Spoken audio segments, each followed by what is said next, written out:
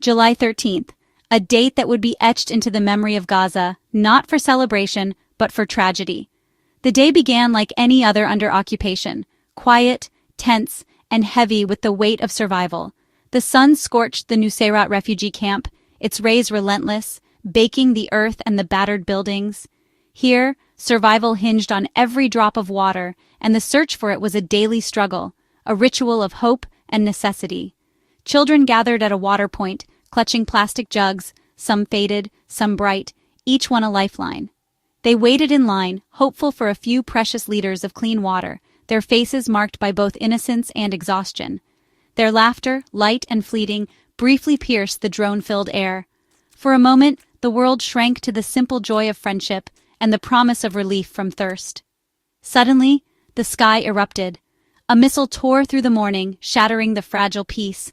An explosion thundered across the camp, sending smoke and dust billowing into the sky, blotting out the sun. The ground shook violently. Screams replaced laughter in an instant, as panic swept through the streets. People ran, searching for loved ones, desperate to escape the chaos. Where the waterline once stood, chaos and blood now reigned. The place of hope had become a scene of devastation, the air thick with dust and terror. Shattered jugs spilled water, mingling with dust and blood on the ground. The very thing they had come for, water, now ran wasted, lost in the rubble. In seconds, fetching water became a massacre. The simple act of quenching thirst had turned deadly, leaving bodies and broken dreams scattered in the street. Hope vanished into the smoke, swallowed by the devastation. The neighborhood, already battered, was left reeling once more. Parents rushed to the blast site, digging through rubble with bare hands, calling out for their children. Each cry was a plea, a desperate search for life amid the destruction. The air reeked of explosives and blood.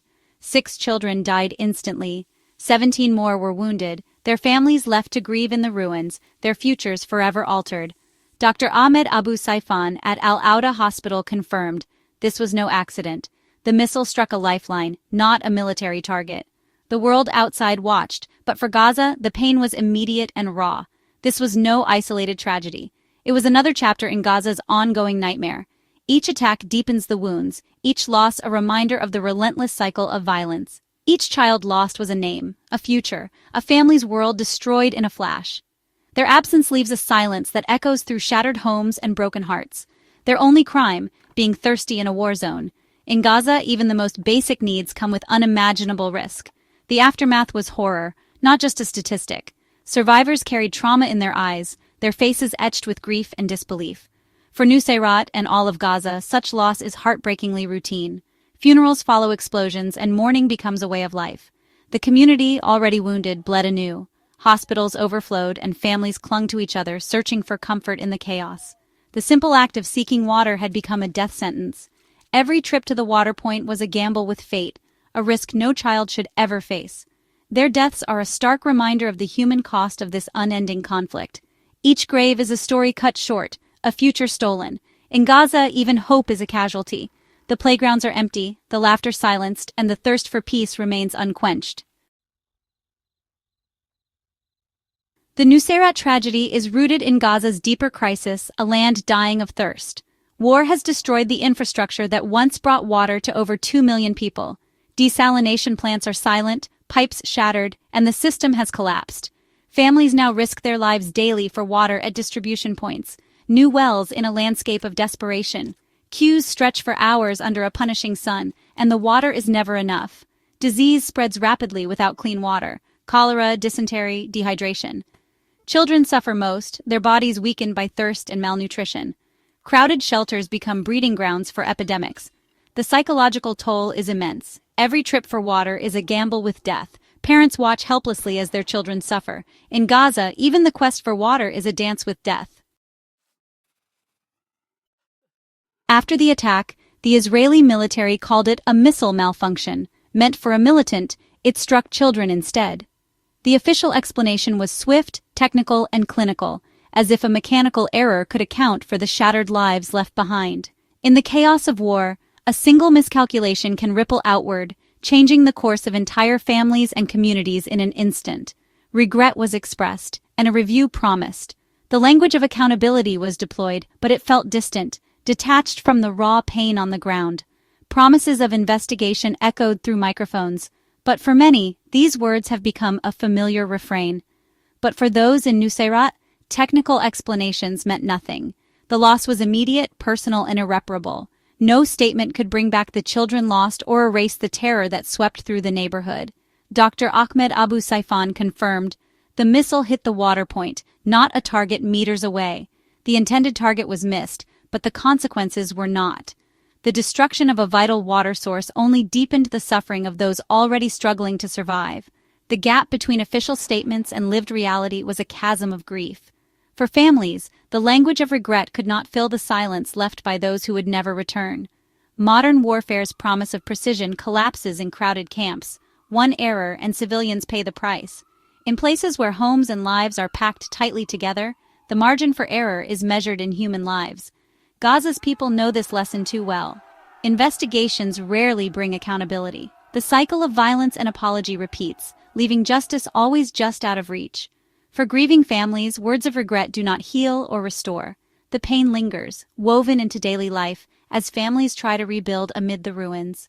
The malfunction was not just in the missile, but in a system that allows such violence. When the machinery of war fails, it is the innocent who bear the consequences. Children fetching water should never be collateral damage. Their daily routines, so simple and necessary, should not be shadowed by fear.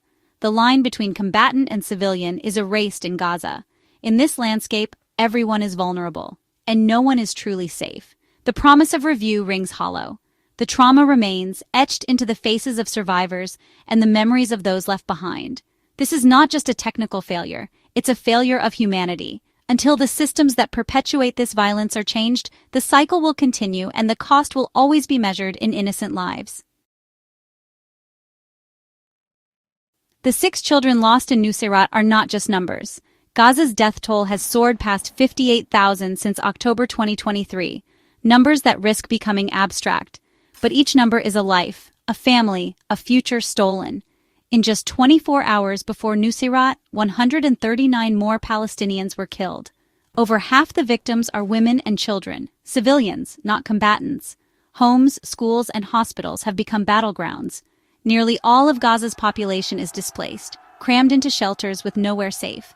Aid centers, meant to be sanctuaries, have become targets. The Nuseirat attack is part of a terrifying pattern. In Gaza, there is no safe place left.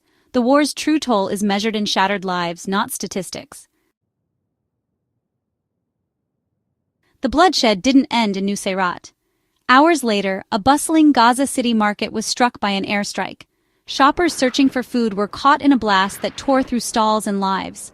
At least 12 people died, including Dr. Ahmad Kandil, a hospital consultant, not a militant.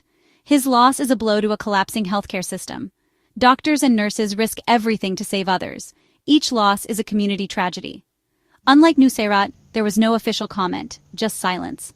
For Gaza's people, that silence is deafening.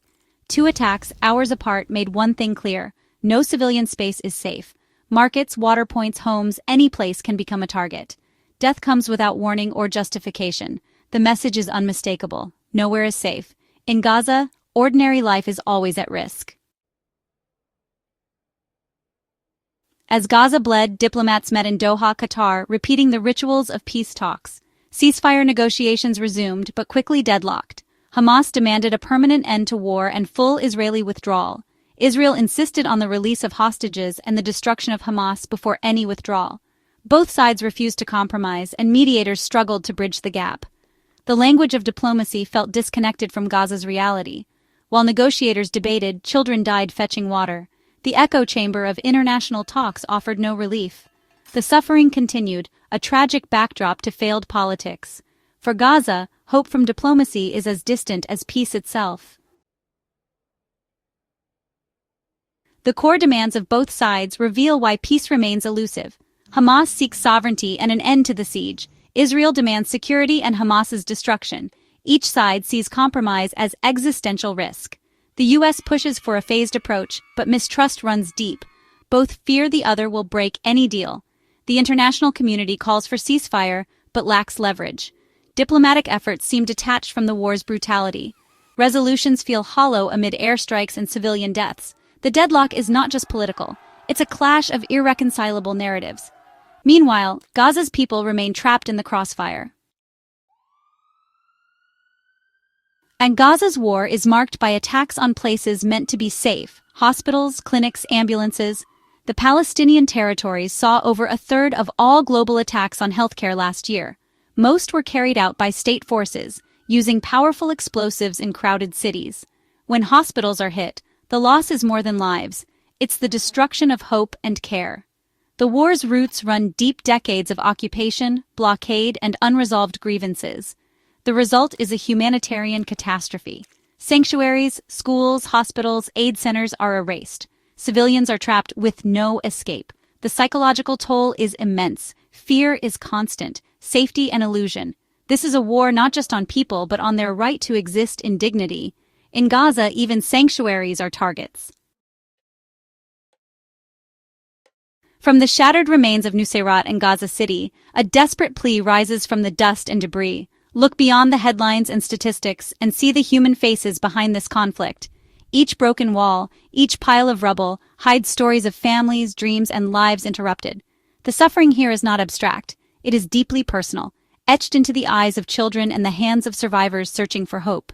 The world cannot remain a passive observer, watching tragedy unfold from afar. Every moment of silence is a choice, and every choice shapes the fate of those trapped in this crisis. An immediate, permanent ceasefire is not just a political demand, it is a moral imperative, a call to our shared humanity. Without it, the cycle of violence will only deepen the wounds. The killing must stop, and aid must flow freely to those in need. Every delay costs lives, every barrier prolongs suffering. Gaza's crises, water, food, medicine, are not inevitable. They are man-made, the result of choices and policies, and they are entirely reversible if the world acts with urgency and compassion. The world has the resources and the means to help, but too often it lacks the political will. Compassion must be matched by action. Accountability is essential. Independent investigations, not just internal reviews, are needed to ensure justice and prevent future atrocities. Justice for victims affirms the value of every life lost and honors the memory of those who can no longer speak for themselves. Lasting peace demands that we address the root causes of this conflict. Only then can we hope to break the cycle and build a future where all can live in dignity. Security cannot be built on destruction, and freedom cannot be born from violence. True safety comes from justice and mutual respect. Only a political solution that recognizes the rights and dignity of both peoples can bring an end to this nightmare and open the door to reconciliation. The children of Nuseirat did not live to see peace. Their laughter has been silenced, their futures stolen by war. We owe it to them, and to every child, to build a future where no one dies for a drink of water, and where hope can finally take root amid the ruins.